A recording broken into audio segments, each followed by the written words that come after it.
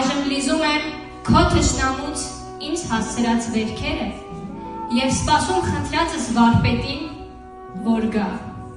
որ գա ու շուտ իր կոպիտ գործիքներով հանի աչքերն որ կուրացնի ինձ,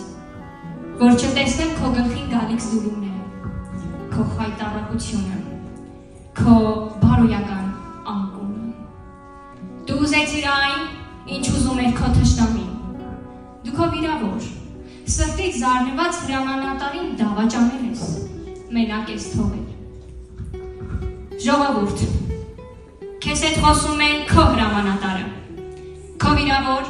սրտից զարնված հրամանատարը, որի թուրը վաղուց արդեն քո ինքնապաշտպանության համար հանգստացած է պատյան մեջ, ու թուրքը,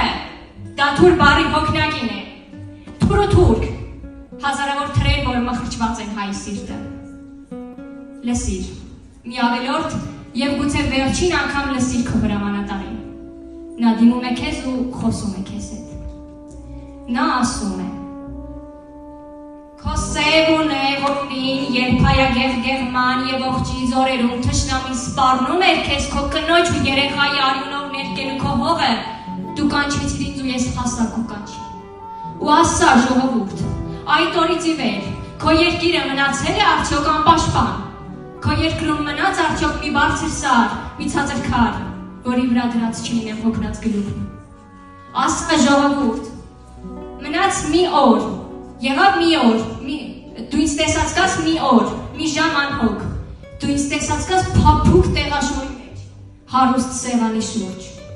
Ու լսիր ձայնը հայրենյաց, քարերն են աղաղակում, որ ոչ, ասա ժողովուրդ, մնաց մի բան, որ խնայեի, որ չզոհաբերեի